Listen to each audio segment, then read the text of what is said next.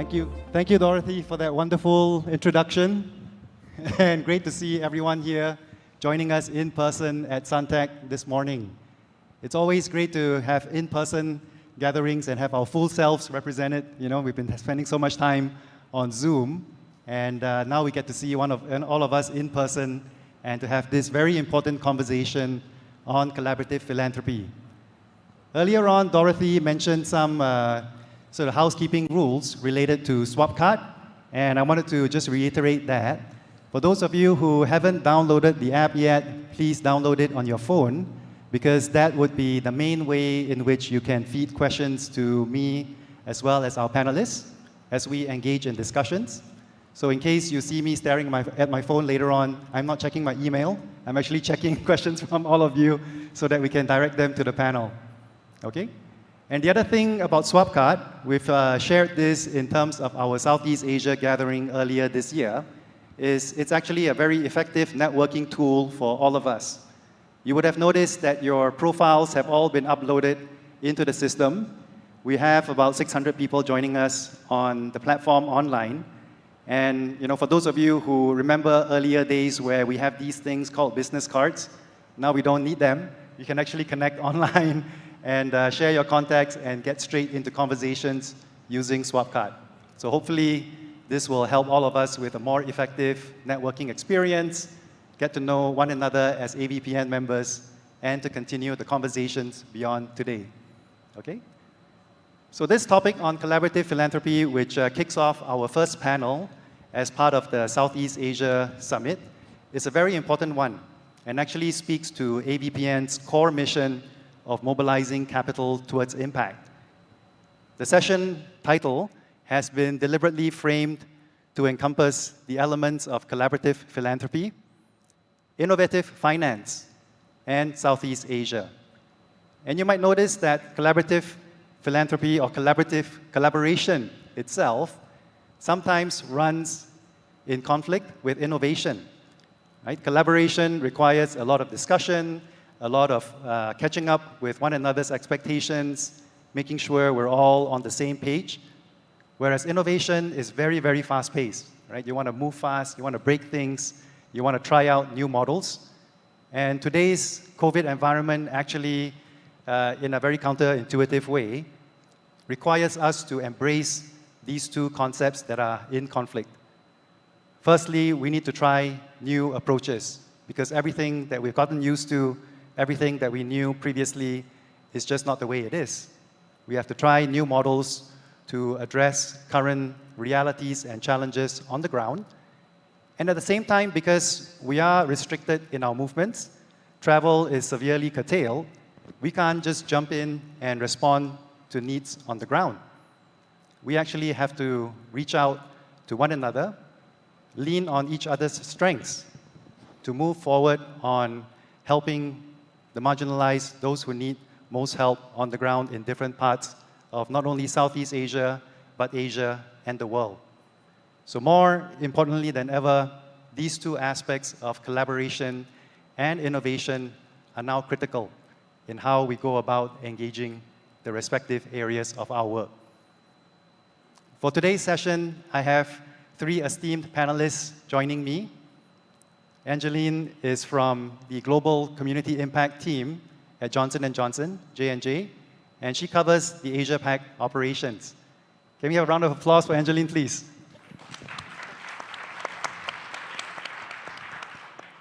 And J&J is a household name. We essentially look towards tapping on the in-house capabilities as well as expertise related to healthcare to serve the most underserved regions of Asia and the world. Angeline also previously worked at Credit Suisse, and I think many of you also knew and interacted with her when she was there at that time. Next up is Yen Ru. Yen Ru is Vice President of Programs at Quantage Advancement Initiative.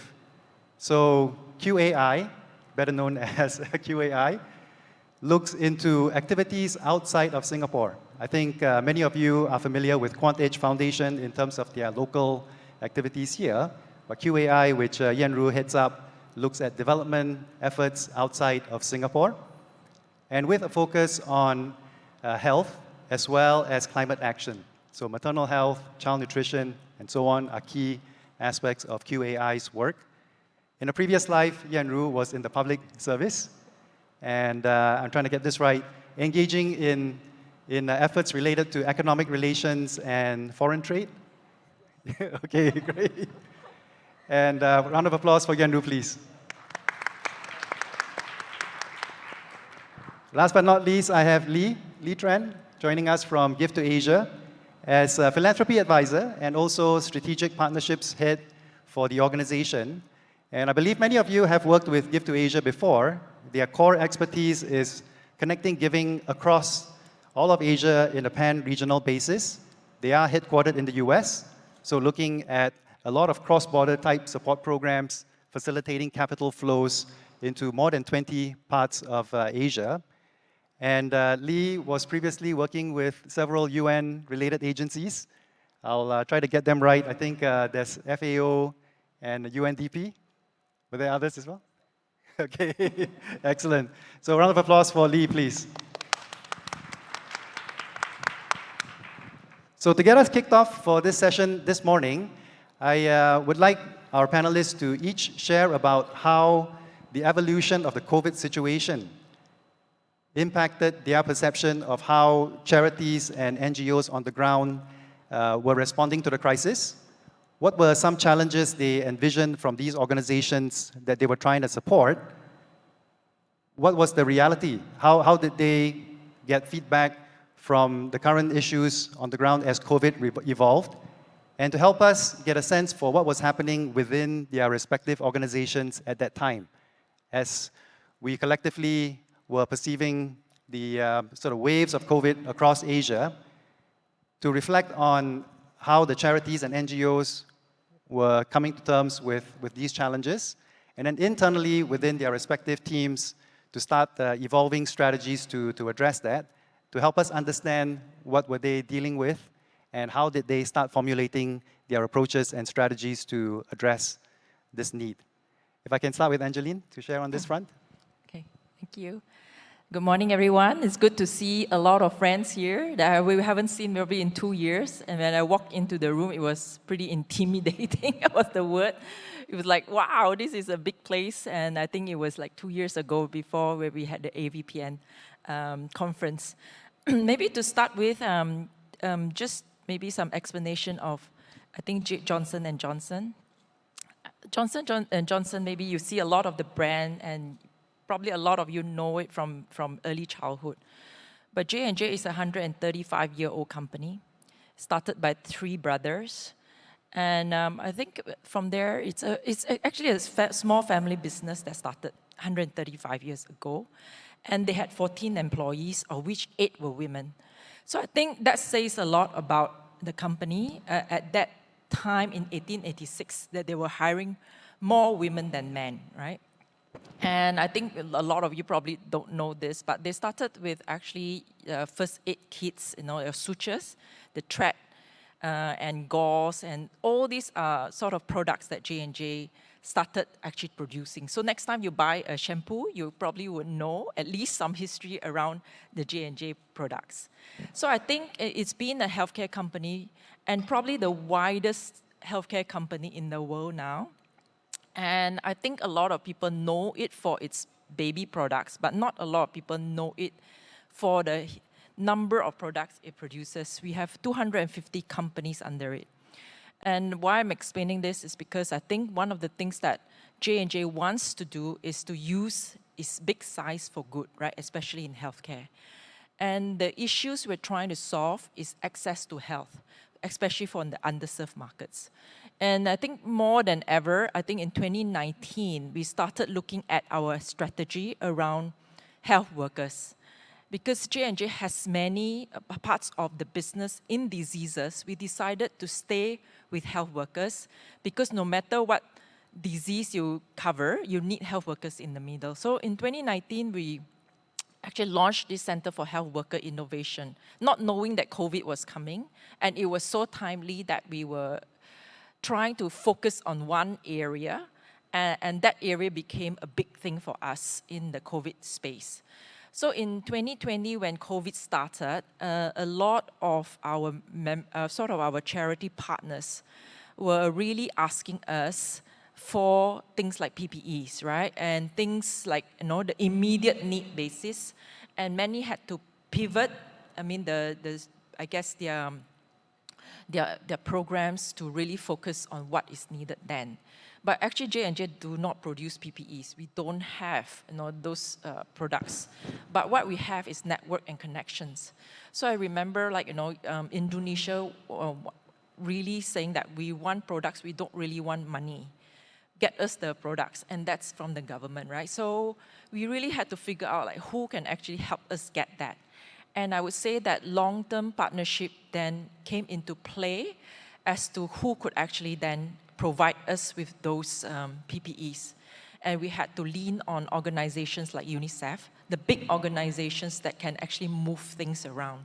So I think in terms of partnership, we have big partners and we have small partners. But I think in COVID, we also realized that the big partners actually help us a lot. And because we have 15, 20 years sort of partnership, long-term partnerships with them, that we could then pull on. So we could see that with that type of partnership, we could also help the smaller charities on the ground in terms of what was needed then. So I think the how we actually pivoted is very early on, 2020 PPEs.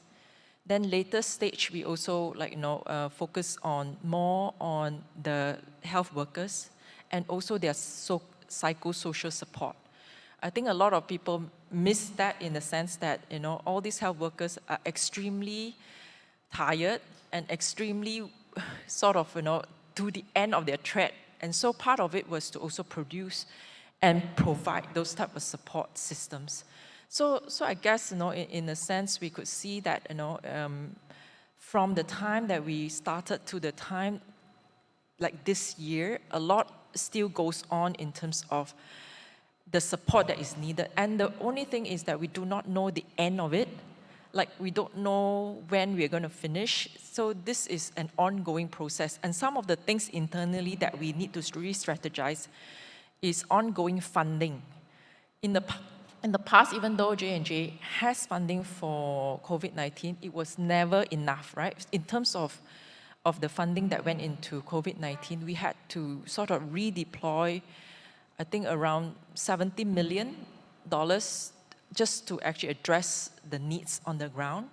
And so I think one of those things that you can see is that going forward, how much do we really need to put aside?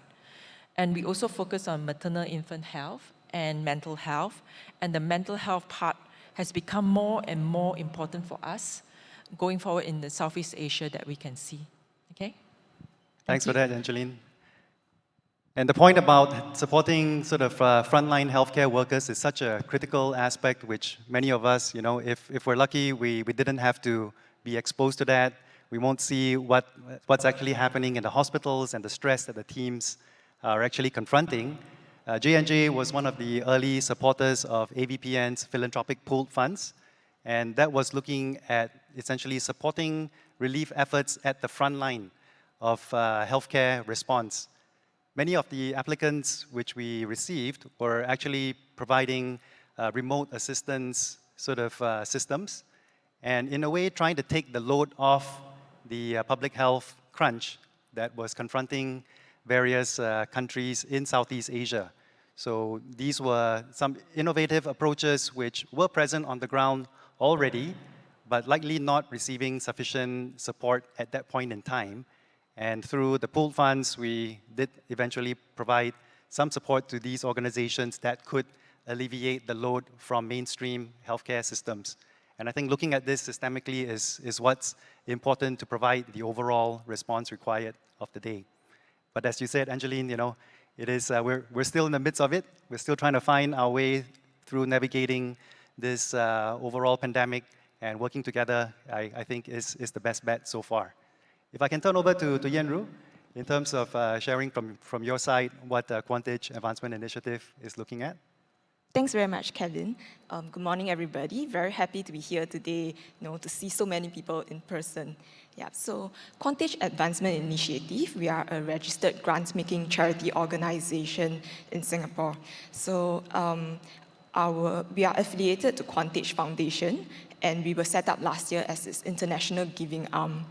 So our aim is to deliver impactful solutions to the social and environmental challenges around the world by focusing on areas where we can have the largest impact per dollar disbursed. Yeah, so our grant-making activities are focused in two areas. The first is, like what Kevin said, global health and development and climate change action.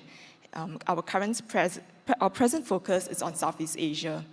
So during this pandemic period, we find that the healthcare systems across Southeast Asia are facing huge challenges. So one issue directly related to the pandemic is on equitable access to vaccines. So one of the first projects that QAI funded was a collective effort that was coordinated by the Asia Philanthropy Circle to support universal access to COVID vaccines. Together with 9 other Asian philanthropies and organizations, we put together funds to contribute to the Gavi COVAX Advanced Market Commitment Facility. And our put fund actually unlocked a one-for-one matching by Gavi through funds provided by a public charity. So the funds went towards the procurement and delivery of COVID vaccines to low-income countries in Asia. Yeah, so over the last few months, QAI, we also did some landscape scans to try to identify areas where we can more meaningfully deploy capital towards. Yeah, so our internal scans showed that the area of maternal, newborn, child health, as well as nutrition emerged as one of the top needs in Southeast Asia. And COVID-19 actually exacerbated this situation of malnutrition. Just last year, I think around between 720 and 811 million people in the world faced hunger, and Asia made up about half of this number. And it was also estimated that about 22% of children under the age of 5 years old were suffering from stunting. And this number is actually expected to be higher due to the effects of the pandemic. So we think that a lot more can be done in this area, which is why QAI, we are now exploring with AVPN whether the second round of its philanthropic put fund on healthcare could be focused on maternal, child health, and nutrition. Yeah, because we believe that the put fund would be able to help us understand the needs on the ground in this area better, as well as the range of solutions and programs that are out there. Yeah, thank you. Thanks for that, Yanru. And I think, painting the picture of how the pandemic itself evolved from emergency response to seeing what are the longer-term impacts, and in particular on marginalized communities, in particular on children with regards to their well-being and their nutrition. I think that's such a critical aspect of what we should all focus on with regards to long-term impacts, not only in Singapore, but also regionally.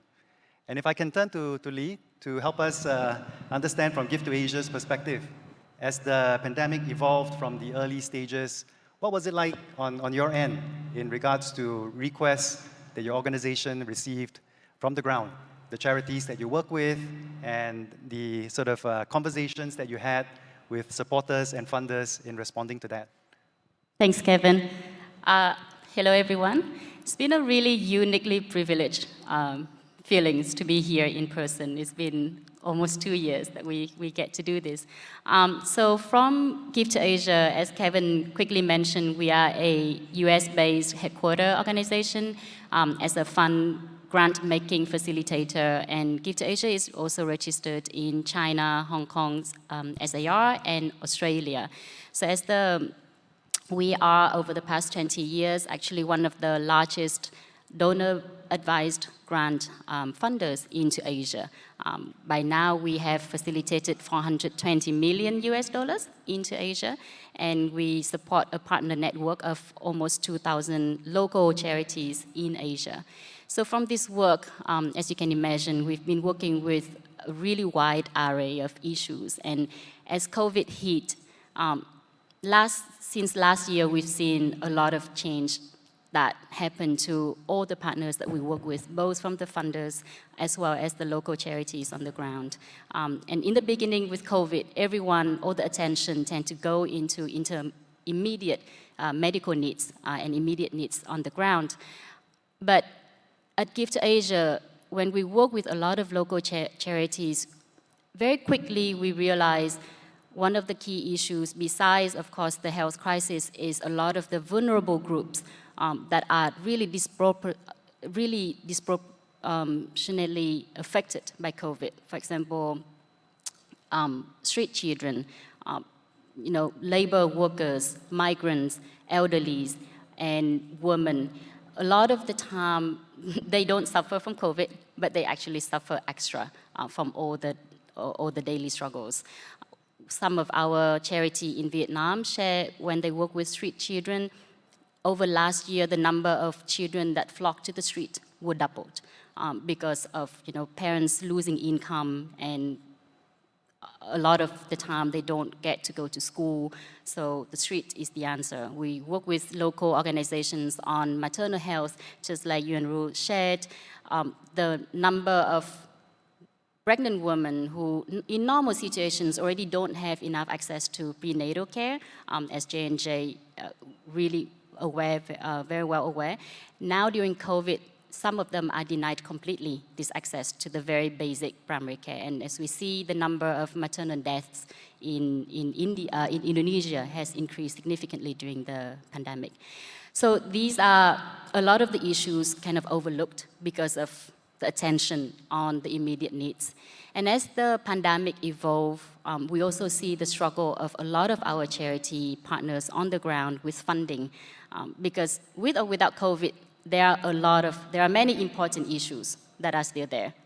Like Yuan mentioned, there's malnutrition. We work with education, organizations working with mental health, etc.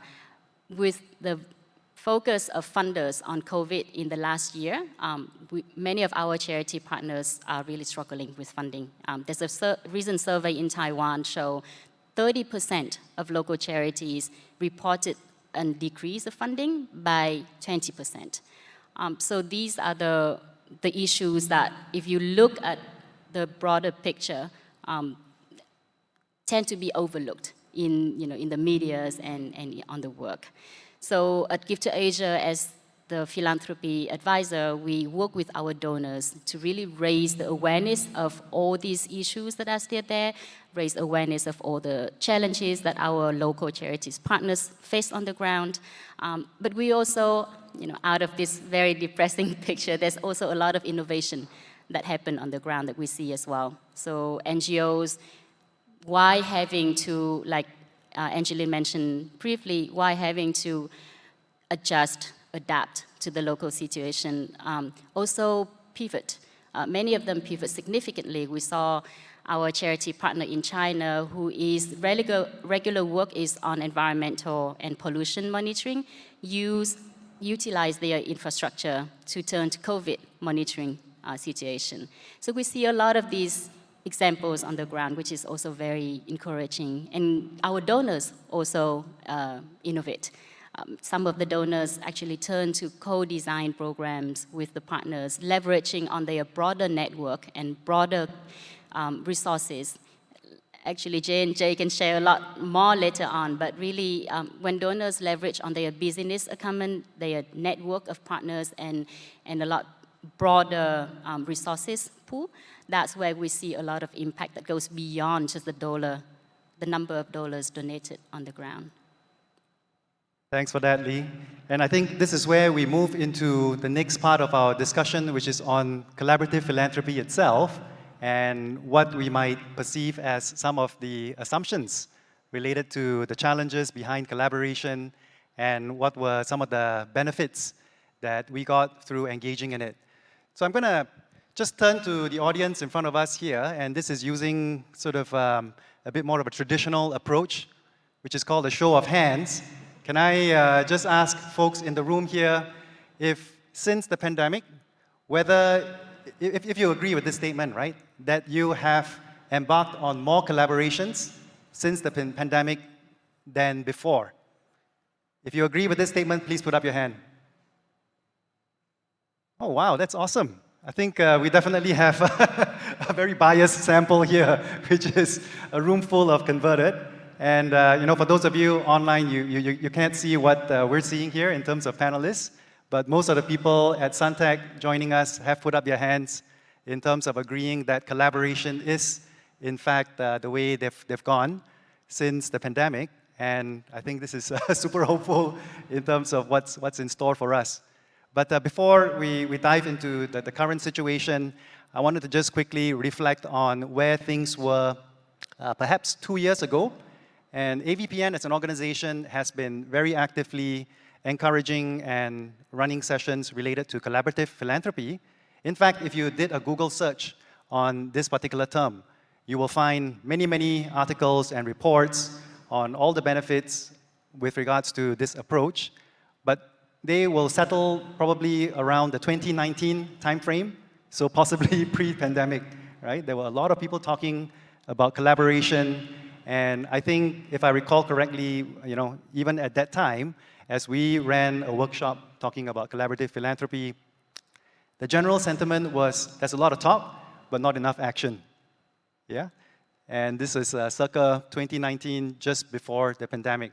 And I'd love to hear from each of our panelists as we progress into 2020 and then current times, what has been some of the motivations towards thinking about this particular approach? If I can start with Angeline, please. Thank you. So I wanted to start by saying who has actually watched the Squid Game?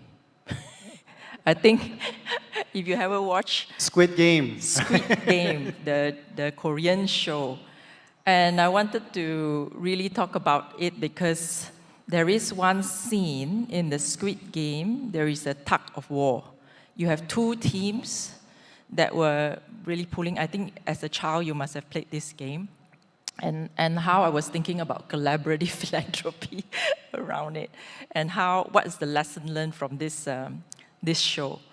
So in the Squid Game, there is two groups. One, all the men were like big size, and they were, if you look at the first scene, you would think that they are sure to win, right? The other group has 3 women, 1 old man, and the rest are men, right?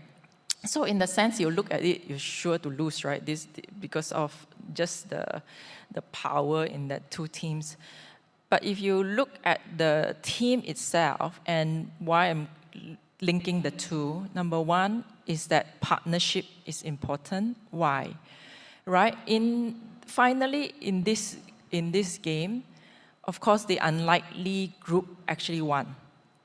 And the one with all the men actually fell down and all died, right? You know, Squid Game is a very violent show. So in that sense, I wanted to link that because the unlikely partners that you will have in the collaborative philanthropy doesn't mean that everybody has to be big to be successful.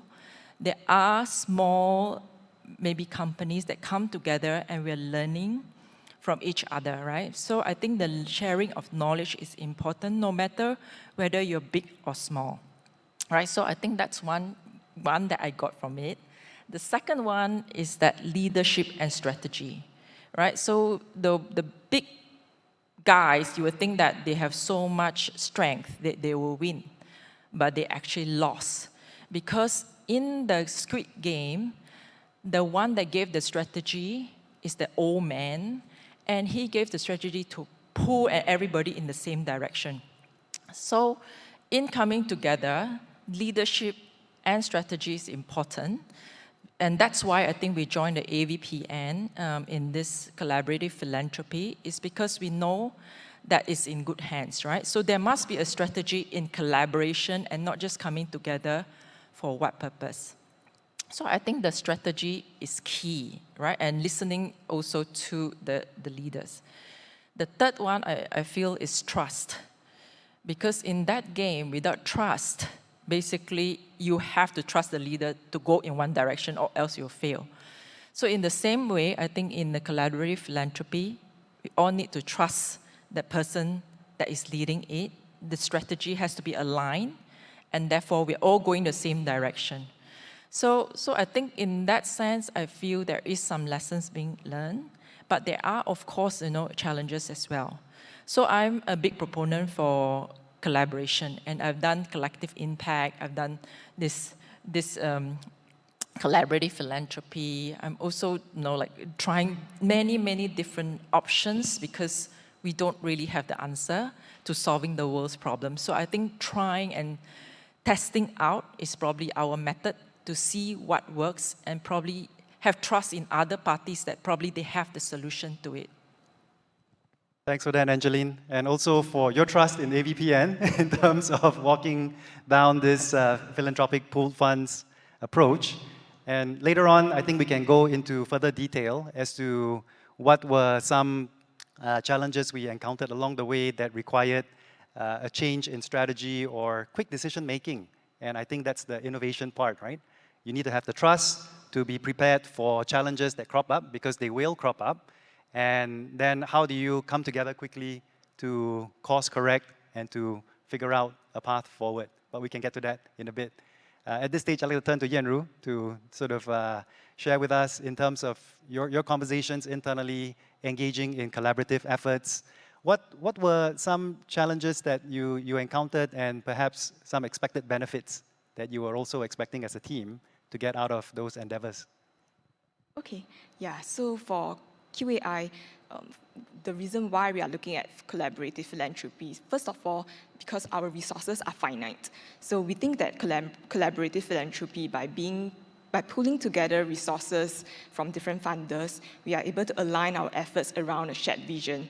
And in this way, we would be able to support more beneficiaries and grantees and to bring impactful solutions to scale.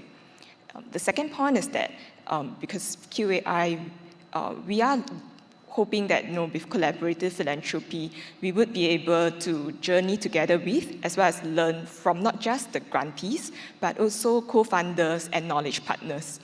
So because QAI, we are relatively new in the international philanthropic scene, we are starting out with a learning mindset.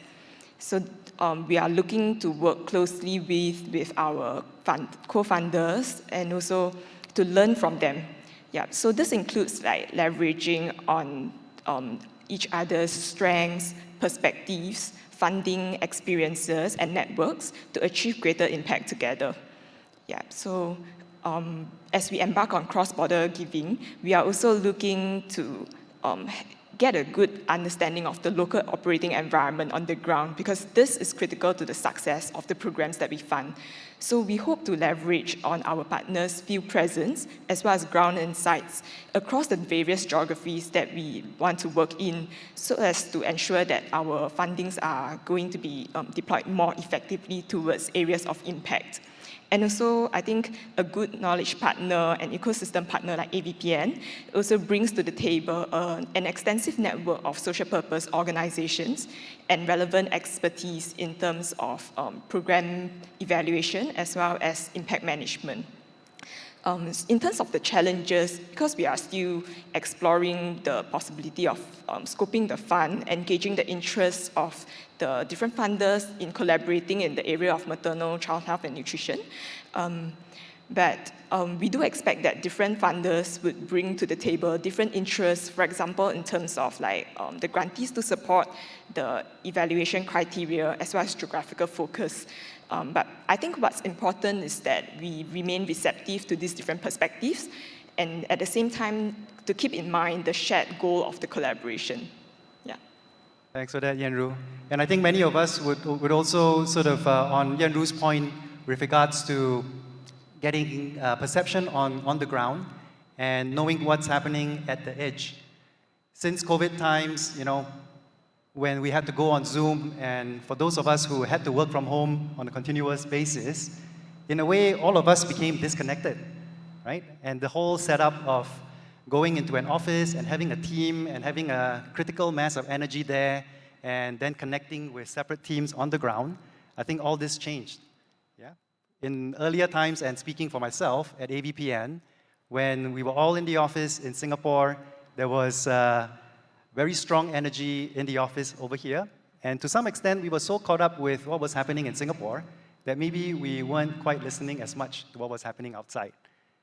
And this is the wonderful thing about being disconnected, yeah? I mean, disconnected in terms of teams, where all of us are working remotely.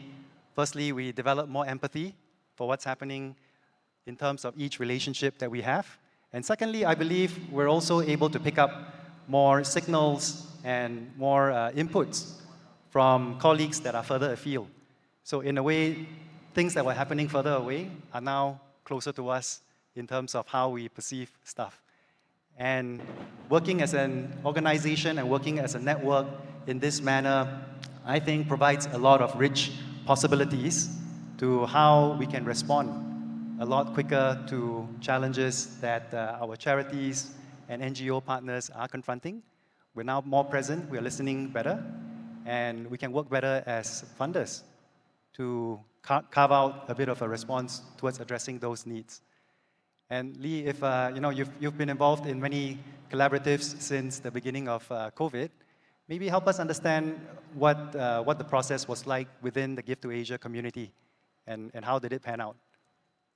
Sure. Actually, if we talk about collaboration, that's pretty much the central of what we do at Give to Asia, because we connect donors and NGOs on the ground. We work with the governments in terms of regulations and compliances. So when we started working with COVID, I would like to just emphasize one of the points that Angeline mentioned is the trust. I think this has really showcased that is the central key to success in all of this collaboration.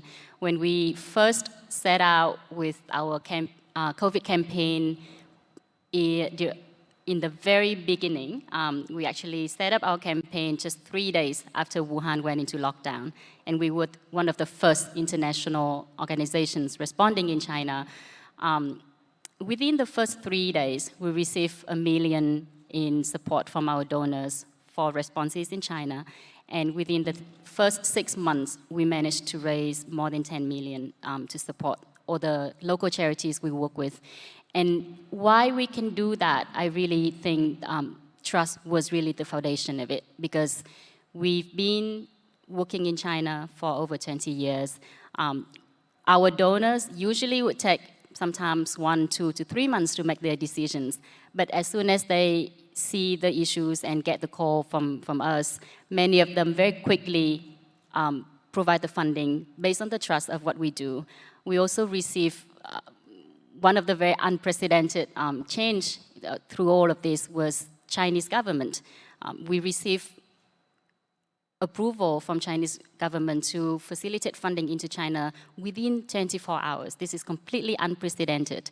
If you are familiar with granting to China, right? Sometimes things take 3 to 6 months. And we also work based on the trust with our local communities, local partners, because they are the one who know the issues the most. And as you see with COVID, things change almost overnight. Sometimes we were in conversation about getting ventilators into the communities. And then we got a call saying, we really need to work to get PPE into this area. And you see all of these conversations happening, and without the trust among the partners in the collaboration, it's very difficult to get anywhere. So that's one thing I just want to emphasize, and what we really see a lot on the ground. And another thing to add into that is the ability to listen to your partners when you work in collaboration. So what I believe our success to COVID so far has really depended on listening to our local advisors on the ground and listening to our NGOs partners on the ground, trusting that they know the situation the best, and really pulling all the resources from donors, from our partners to respond to the need where it's needed. So that's what we've seen quite a lot in our work, and it's continue. I mean, the trust is there and it's needed to maintain, to set up the collaboration and to sustain the success of it. So trust has come up many, many times in terms of the sharing from 3 of my panelists here. I'd like to dive a little bit deeper into how do you sort of create that sense of trust in a community. And I believe it is a journey. and there is some vulnerability involved. You have to take a chance, and then you have to course correct quickly. I mean, if Lee, you could sort of start with commenting a bit of what has it been like on the Give to Asia side, you know, creating trust and sort of reinforcing that as we move a group of supporters and a group of charities and NGOs towards their mission. Yeah, as I mentioned, definitely listening to your partners, to what the issues that they are working on, to what they can bring to the table. And I think it sounds simple, you know, just listen and being humble, but it is very challenging when you want to create something together. Everyone wants to bring in, everyone has an idea in their head of what they want. And so how do we really kind of take that personal stand back and think of a common goal and trust that, you know, what we're hearing is really what needed. And also I think, of course, it's through track records, obviously. And as Angeline earlier mentioned as well, is the long-term partnership that really help to also create this trust. We've been working with our donors and our charity partners on the ground. Many of them are over 20 years, like with J&J, we've been working together for over 20 years. With our local NGOs, we maintain regular conversations and regular contact. And we have people on the ground. So local knowledge is really key for us. To create trust, you know, especially for those who work with like across the globe, for organizations working with headquarters, usually based in New York, based in Europe, and just come in from headquarters, people tell you what you need to do. A lot of the time is either off or it's very difficult to have that trusting relationship. But for us, because we have staff and advisors on the ground, so that's where we get the information, and that's where we make a lot of the decision, and we make sure that the communication channel is open as well between, you know, people on the ground, experts on the ground, our charities, and our donors. So having this channel really open and constant is important. Especially another thing I want to mention, with COVID, we also see, I think two panelists already mentioned, there's a lot of challenges for NGOs on the ground with their implementation. Either programs got delayed or they can't implement what they plan to, or pivot altogether. And it really required donors to also have a very open mind about and being flexible with the requirement for the funding. And I think that in order to do that, donors also need to have been harnessed this sense of trust to either organizations like ourselves as the intermediary, professional intermediary service, or with the partners that they are work with, that they have harnessed relationship for many years, right? The long-term relationships. Angeline, would you like to comment on this point around trust? Sure. Please. I wanted to say that I think to start with trust, I guess one of the things that you have done with this collaborative philanthropy is to provide, I think, money without restriction. I think is the first, indication that we trust the partner we are doing. So I from my own experience, because I ran a not-for-profit for 6-7 years, I've been on the other side, right? Where there is, we have to acknowledge unequal power between donor and the one, I mean, most of the time, the charity that we donate. And then if we really want to have trust, I guess we have to equalize that power, right? That we treat them as a partner and not someone that we just donate money and dictate where the money should go. I think that is the first step that we need to acknowledge and try to rectify how we can be good partners. And in J&J, we are trying, we have this, what we call the partnership initiative, which we are trying our best to also understand as donors, what are the things that work and what doesn't. So I feel that that is one of the key things as someone who provide grants or provide funding, we should acknowledge and we should understand what is this power dynamics and how do we work with that. Yeah, I think totally, because for the pooled funds approach, we decided to push the envelope and go towards unrestricted support for the charities on the ground, in a way letting them tell us what they need based on their understanding of the issues and taking decisions with the way funding is channeled.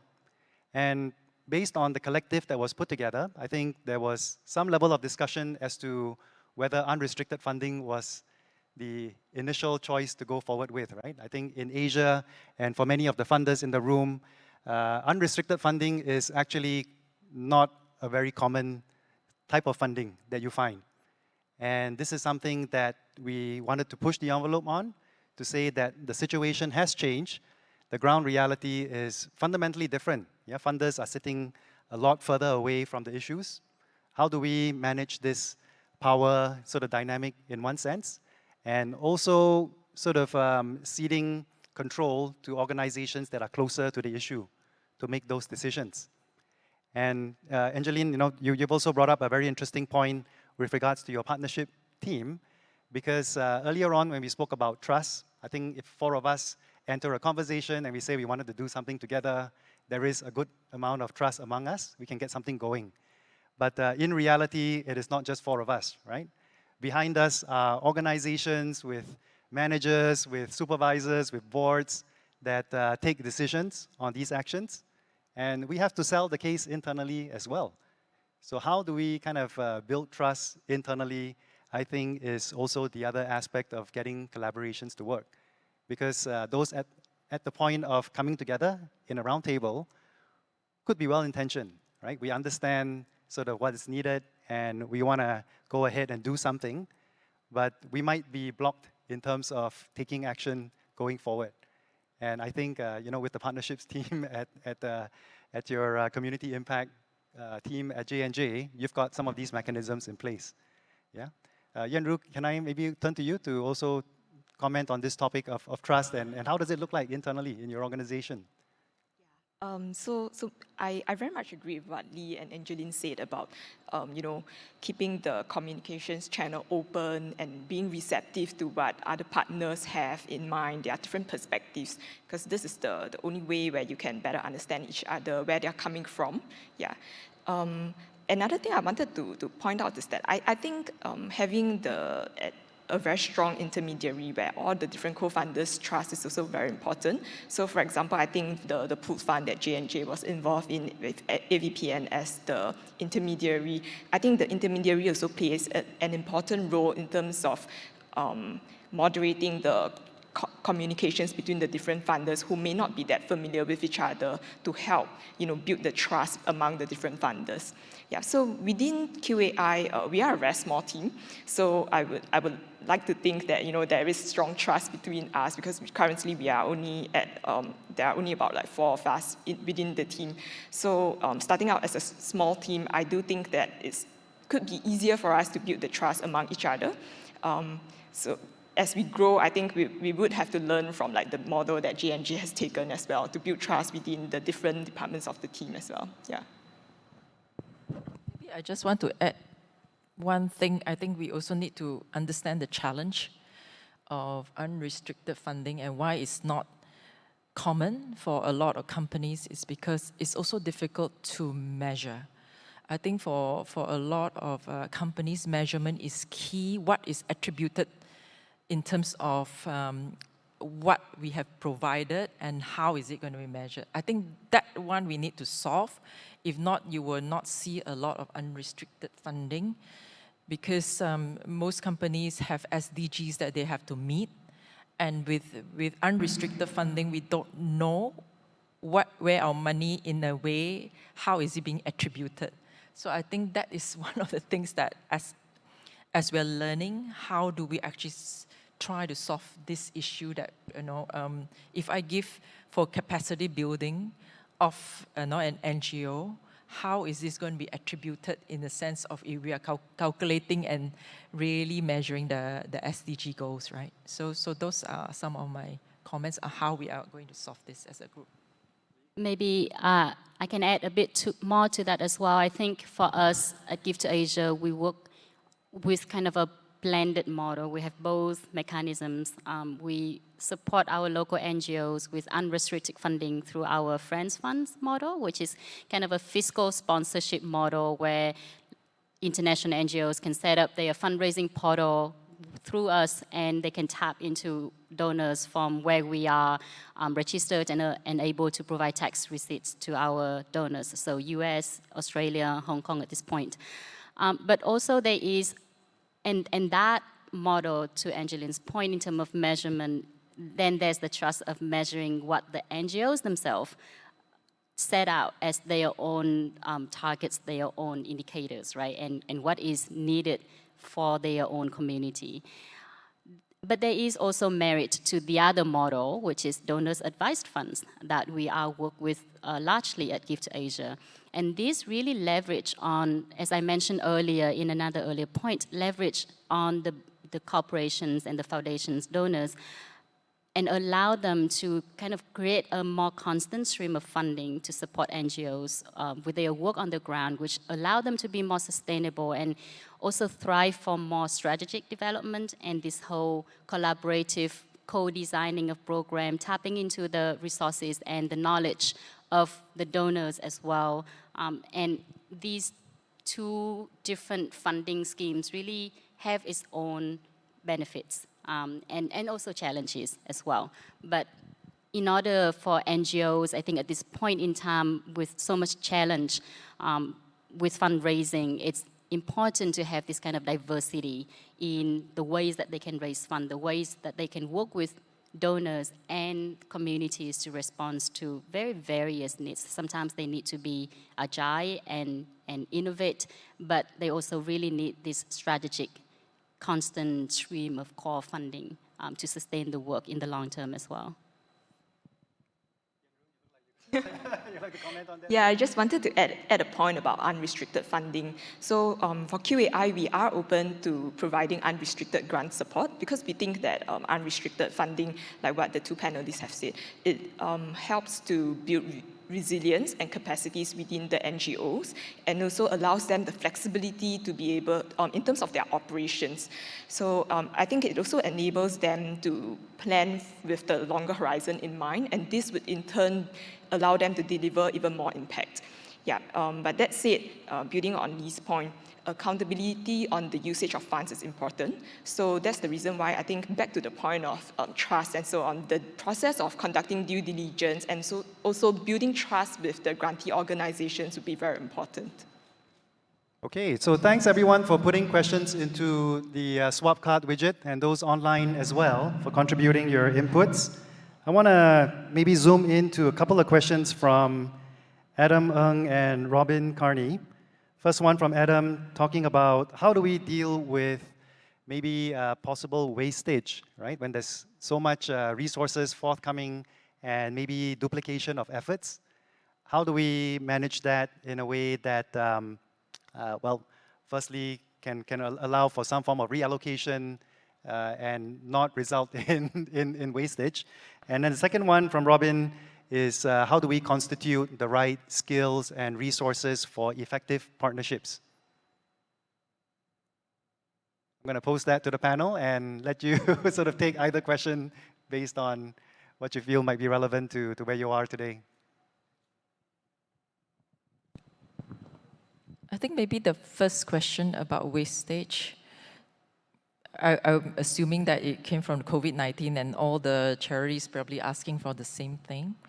The way we addressed it was actually working with the government during the crisis, like when there was a lot of ask of PPEs. So how do we know how many we can give? And so I think it was through our government affairs and working with the people on the ground, and to also, a lot of the work right now is also not directly with the charities as a whole, right? So I think there is some that is the charity asking us for some of these needs that they have, and some is actually through government as well. So that was what we saw, but I don't know whether in a sense that when you think wastage in an emergency situation, is such a bad idea. I think it's just the need on the ground. People are asking, and that's what is needed. So I think, to me, overgiving in a point of emergency is, if there is wastage and there is things that people need on the ground, so be it, right? Because that's what is needed at that point. So I think in emergency situation, even our disaster relief, and if you see like a lot of typhoon, there are a lot of people, I think, giving. But I think one of the things is collaboration. And from my own experience through this COVID-19, working with the big organizations like Red Cross, the ICRC, and UNICEF, and all these organizations, they could deploy. I think during that period, it was more difficult to really get things on to the organizations that I think there was actually wastage. I think there was not enough. In my own experience, there wasn't enough at any of this stuff that people were asking for. And oxygen ventilators, oxygen concentrators, all these were so needed in India. Were we going to say that there is going to be extra? It's like, if there is extra, good, right? Because that's what's needed. I can also add into that first point of wastage. I agree. I think especially when things are changing so quickly, the regular way of doing things is NGOs support submitting proposal and they submit for grant. By the time the fund is approved, the needs on the ground already changed. So I think, and if you keep holding on to that original plan, of course, things gonna go to waste. And what we see, we hear a lot from our local charity partners, and it speaks to the point of the needs for donors to be flexible, and the expectation, also managing the expectations of what can and cannot happen on the ground, so that we can be, really adjusting to the needs at that point. For example, we support quite a few organizations with training of healthcare workers on the ground. Now, with COVID, a lot of the nurses and midwives that we work with are pulled into the emergency response with COVID. They can't attend the training. And so our partners call us and say, we can't organize this training. We have the funding. We have, also like boardings and all the costs associated with travel, which we can't use anymore at this point. So can we pivot it to use for, so what they do is they expand the program, not only training the health workers, and that was also supporting with mental health program, but they train and expand it to the whole community, because mental health issue was really rising amid COVID. And so what we see, in order to avoid wastage, I would say one of the things is really being flexible with our expectation and with the funding to allow the actual needs being responded, not just what we originally planned for. So flexibility and connecting with government sources, I think that also relates to identifying maybe the point of truth, right? What is a better reflection of ground needs? And I think working as a group of funders and supporters, sometimes you can cross-check with one another as well in terms of what is the data source that you're using to ascertain the need. And from there, you can start converging what is the resulting response. Yeah, I believe that waste comes about when we're receiving sort of multiple streams of the same information from different sources, and then we are sort of duplicating our response to all the multiple sources. Yeah. Okay, there's an interesting question from Stuart around sort of how trust is important, but also how it might possibly lead to a bit of a groupthink effect. Yeah, we're all patting each other's backs and we're being agreeable and maybe not quite connecting to the voices least heard. So I'm just wondering what has been your experience in terms of balancing these two factors. You got trust, you are able to move forward quickly because you lean on each other, but then how do you sort of cover one another's blind spots at the same time?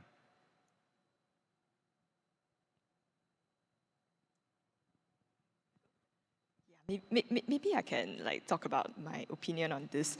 So yeah, I do agree that when about building an echo chamber where everybody starts agreeing with each other, and how do we avoid groupthink? I think so. What's important is to adopting the attitude of being receptive to the different perspective that people bring to avoid the situation where, people are afraid of voicing out their different perspectives and start agreeing to what everyone is saying. So I think building that trust within the funder community itself is important to allow funders to be able to freely voice out their different perspectives so that we are able to see different sides of the issue. Yeah. The other thing is also, I think, to remain plugged into the different platforms and networks out there. Because, so for example, we are working within Southeast Asia, but I think it's also important to be plugged into what's happening in the other parts of the world, so that through this you will be able to see what are the different solutions out there to address the problem and to see whether they could be contextually suitable for deploying within the region that we are looking at. Yeah. I can add to this point, not from Give to Asia perspective, but maybe from my past life working with the UN. So when I was with the UN, I was part of there was a one UN movement at that point, a decade ago. And in building trust among all these very strong-headed, very experienced organizations to come up with a common identity and common approach to programming, it was extremely difficult. If the group mentality, I would say that's not exactly the threat in a lot of this conversation, but it's more of everyone bring in a very strong voice and strong opinion. But what's important is identifying the strength of each partner or of each person in that collaboration.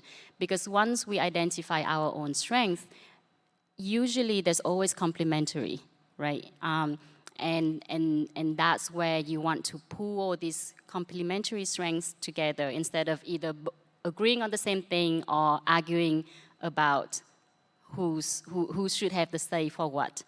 So I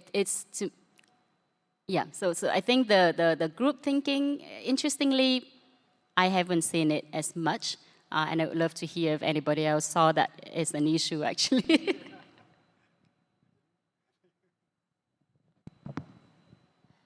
I think for companies, just from my own experience of doing CSR for the last 10 years, it's not so easy to have groupthink because you have a mandate that your company has to sort of focus on. So we are very focused on, for example, in J&J, to reach 1 million health workers by 2030 and to reach 100 million beneficiaries. So for us, that is sort of our North Star in terms of KPIs. And so if we were to, for example, if the collaborative philanthropy was on something else, or then if we will not participate, right? We have to really fix to the mandate. So I think one of the things is that for groupthink is that if it aligns, and I'm talking more for the corporate side, if it aligns, I think people are happy to come together. If it doesn't align, then most of the time you can't even do that part of the work. So I would, like Lee says, maybe the group thing is if there is alignment and a lot of people come together, then that's a good thing. But you sort of have to stick to some mandate as well for most companies. It's a very interesting point, right? And I think to Robin's question of how do you bring the right skills and experiences into a partnership, Lee, you've mentioned being clear on what strengths you're contributing to a particular setup. And in a way, it also requires some level of trust within the entire group as well to be able to disagree in an amicable way, yeah, and not to take it personally or to feel like it's a slight of any sort. You can agree to disagree, and that's fine. And Angeline, to your point of having a clear North Star, having a clear target, I think earlier on you said, how do we align with unrestricted funding for charities downstream? I think that speaks to having a bit of a, what we call an impact thesis in the social investing world. If we are clear on what that impact thesis is, then we can take decisions based on how different alternatives align with that kind of priority. And it could be a situation where, there are several people who are right in an argument, right? It doesn't mean that one person's right and everybody else is wrong. Yeah, you can have multiple pathways towards achieving those goals. So as we move towards the hour, I'd like maybe to shift towards questions on what has the COVID pandemic revealed in terms of issues and causes that are emerging, right? That we haven't quite fully wrapped our arms around, but we get a sense that this is an evolving challenge. We'd love to hear from all of you on this and how we can possibly work together to address those. For me, it's mental health. And we see that because the requests that's coming in from all the different countries has been on this issue on supporting mental health. And also I feel that this is probably in a way neglected for some time because everybody is trying to just deal with the disease, right? Rather than, people have been cooped up for so long, even health workers, and many health workers are actually getting out of the business, if we can say that, right?